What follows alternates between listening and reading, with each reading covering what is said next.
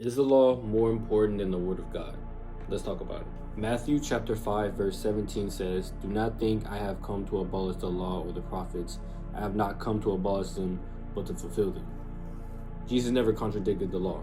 That's already been established. Matthew chapter 5 verse 20 says, "For I tell you, unless your righteousness exceeds that of the scribes and Pharisees, you will never enter the kingdom of heaven." So in my notes I wrote, the scribes and the Pharisees took pride in their outward obedience to extra biblical regulations, but they still had impure hearts.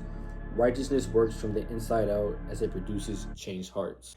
In Mark chapter 7 verse 6 it says, "And he said to them, Well did Isaiah prophesy of you hypocrites, as it is written, This people honors me with their lips, but their heart is far from me." We live in a world where there are modern Pharisees being developed, right? How can you say that you follow God, but you're over here gaslighting and instigating the capture of kids, the capture of families who are just trying to do their own thing, just trying to take care of their own family, trying to take care of their own needs. And you sit here and say, well, you should have came here legally, you should have did this, you should have did that. What is the first and greatest commandment that Jesus said? Matthew chapter 22, verse 37.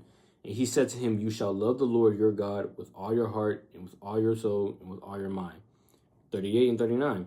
"And this is the great and first commandment. And the second is like it. You shall love your neighbor as yourself." Verse 40. "On these two commandments depend all the law and the prophets." I see so many people trying to use the law to conspire against the word of God. I see so many people trying to use the law against pure Christians who actually love each other, who actually care about other people. It doesn't matter where you're from. It doesn't matter if you're a foreigner. It doesn't matter if you were born here. We are commanded to love people. We are commanded to love our neighbors, love France, love China, love North Korea, love South Korea, love Russia, love Ukraine, love everybody. You can't follow the second commandment without following the first one. There's no way. You cannot tell me that you're a true Christian and you love God, but you're over here dehumanizing people because they're not from here. We've gotten to the point where we use these analogies and we use these different scenarios to try and justify what the word of God says. The word of God says this. It says, love everyone. You shall love the Lord your God with all your heart and with all your soul and with all your mind. This is the first and greatest commandment. You shall love your neighbor, love everyone. What's more important, the law or the word of God? Blessings.